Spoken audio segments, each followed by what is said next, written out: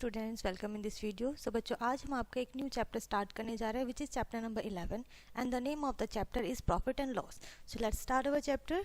सबसे पहले बच्चों हम यहाँ पर पढ़ेंगे a shopkeeper buy goods either from a factory और थ्रू आउट अ होलसेलर। एक जो शॉपकीपर है वो अपना माल खरीदता है, सामान खरीदता है किससे?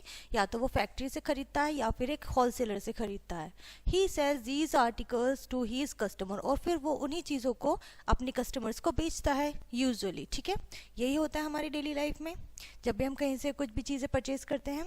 अ shopkeeper sells an article at a higher price. ठीक है, यानी कि प्राइस हायर। जब भी कोई शॉपकीपर कोई चीज़ आपको बेचता है, ठीक है, तो वो जिस प्राइस पे उसने खरीदा होता है उससे हाई यानी कि एक्स्ट्रा करके आपको बेचता है। मान लीजिए एक शॉप से आपने एक पेन खरीदा 15 रुपीज़ का, तो वो जो शॉपकीपर है उसने आपको जो पेन दिया है 15 रुपीज़ का, उसने वो जो 15 रुपीज़ है वो आपको एक्स्ट्रा करके दिया है। उसने जो खरीदा था पेन वो आई थिंक हो सकता है कि उसने 10 रुपीज़ का खरीदा हो, 12 का खरीदा हो, बट उसने आपको दिया है 15 रुपीज़। इसी को हम बोलेंगे प्राइस हायर करके। ठीक है, then the price at which he buy, जिस प्राइस पे उसने खरीदा था उससे ज़्यादा करके आपको बेचता है।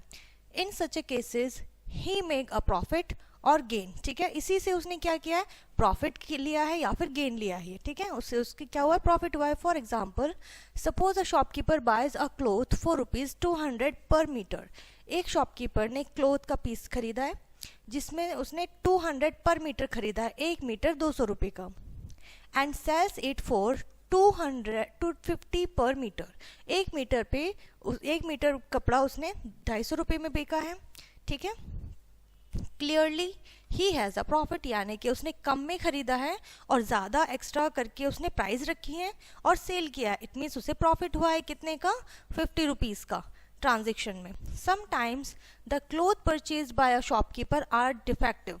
जो क्लोथ परचेज किया जाता है शॉपकीपर के द्वारा वो डिफेक्टिव निकल जाता है। ठीक है, और they become out of a fashion, या फिर वो फैशन आउट हो जाता है जो भी वो शॉपकीपर परचेज करते हैं क्लोथ्स। इन सच सर्कमस्टांसेस, ऐसी सिचुएशन में, ऐसी स्थिति में, ही फोर्स्ड टू सेल दैम, वो मजबूर हो जाता है ऐसा करने के लिए कि उसको बेच सके वो उसको लो प्राइस में। ठीक है, than price as which they are purchased, जिस प्राइस में उसने वो क्लोथ्स परचेज किए थे उसको उससे कम प्राइस में उसको बेचना पड़ता है। In such a cases the shopkeeper suffer a loss.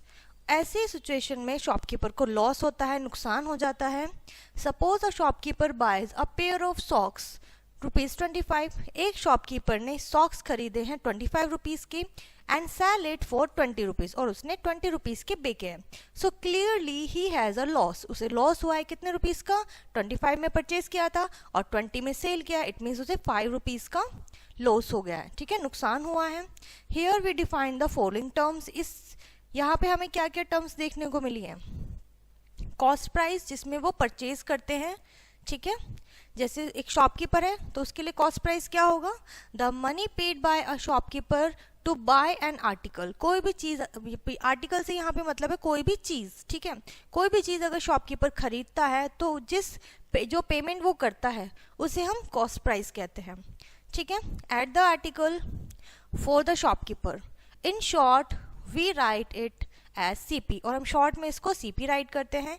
Selling price, आप इसके नेम से ही समझ सकते हैं, the money received by a shopkeeper on selling. जब वो सेल करता है और उसे जो मनी रिसीव होती है, ठीक है, चीज़ों को बेचकर, उसको ही हम क्या कहते हैं, सेलिंग प्राइस कहते हैं। और इसको शॉर्ट में हम लिखते हैं SP। क्लियर है इतना? चलिए फॉर एग्जाम्पल समझते हैं। Suppose a man buy a machine for ₹8500। ठीक है, यानी कि एक आदमी ने 8500 रुपीज़ की एक मशीन खरीदी है और उसको बेच दिया है 9600 में। Then the CP of the machine, यानी कि कॉस्ट प्राइस क्या हुआ, जितने में उसने परचेज की है। सेलिंग प्राइस SP, जितने में उसने बेचा है उस चीज़ को, मशीन को, वो इतना है। सो आप बताइए प्रॉफिट हुआ है या लॉस। कॉस्ट प्राइस कम होती है, सेलिंग प्राइस ज़्यादा होती है, इट मीन्स हमें प्रॉफिट हुआ है। और प्रॉफिट कैसे निकालते हैं कि कितने का प्रॉफिट हुआ है, जो सेलिंग प्राइस होती है, ज़्यादा वाली अमाउंट होती है, उसमें से हम अपनी कॉस्ट प्राइस को जो कि लेस होती है उसमें सबट्रैक्ट कर देते हैं और हमारा प्रॉफिट निकल जाता है। बट इसी कंडीशन में अगर आपको लॉस फाइंड आउट करना हो तो आप कैसे निकालेंगे, SP is less than the CP, तो आपका सेलिंग प्राइस कॉस्ट प्राइस से कम होगा और निकालने के लिए आप कॉस्ट प्राइस में से सेलिंग प्राइस को माइनस कर देंगे, ठीक है। ओवरहेड एक्सपेंसेस क्या होते हैं? Sometimes apart from paying the cost of an article, जब हम किसी भी चीज़ को परचेज करते हैं तो उसकी कॉस्ट पे करने के अलावा a shopkeeper has to spend money on transaction, ठीक है, सो ट्रांसपोर्टेशन। सो जो शॉपकीपर होता है वो चीज़ों को लाने में जो खर्चा करता है वो आपके ओवरहेड एक्सपेंसेस कहलाते हैं, जैसे लेबर है, and such as expenses are known as overhead expenses, ठीक है। Actual CP of an article, जो CP होती है कॉस्ट प्राइस होती है, उसमें प्लस किया जाता है ओवरहेड एक्सपेंसेस, ठीक है। मान लीजिए आपने इस सिटी से कोई भी चीज़ आपको दूसरे सिटी से यहाँ लानी है, ठीक है, तो उसमें जो एक्सपेंसेस होगा वो भी आपका कॉस्ट प्राइस में ऐड होगा। क्लियर है इतना? चलिए आगे बढ़ते हैं। To find SP when CP and the gain और लॉस आर गिवन, आपको फाइंड आउट करना है सेलिंग प्राइस जब आपको कॉस्ट प्राइस, लॉस या फिर प्रॉफिट यानी कि गेन दिया हुआ हो। So clearly we have SP cost price plus profit and SP is equals to, अगर आपके पास SP निकालना है तो कॉस्ट प्राइस में से प्रॉफिट को प्लस कर देंगे एंड लॉस को माइनस कर देंगे कॉस्ट प्राइस से, ठीक है।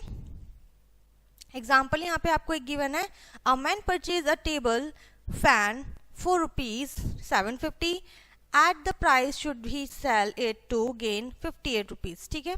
यानी कि यहाँ पे इसको आपको दिया हुआ है बच्चों गेन 58 रुपीज़, उसका जो CP है कॉस्ट प्राइस 75 है, आपको उसमें सेलिंग प्राइस निकालना है कि उसने कितने रुपीज़ में बेची है। यानी कि जब उसको 58 का प्रॉफिट हुआ है तो आप कॉस्ट प्राइस में प्रॉफिट को प्लस करेंगे और आपका सेलिंग प्राइस निकल जाएगा विच इज़ 808, ओके। सो इसी तरीके से आपको लॉस के लिए करना है, लॉस के लिए आपको कॉस्ट प्राइस से सेलिंग लॉस को माइनस कर देना है तो आपका सेलिंग प्राइस निकल जाएगा। To find CP and SP and gain और लॉस एंड आर गिवन, ठीक है। यहाँ पे आपको क्या निकालना है? CP निकालना है जब आपको सेलिंग प्राइस और प्रॉफिट या लॉस गिवन होगा। सो एग्जाम्पल यहाँ पे गिवन है,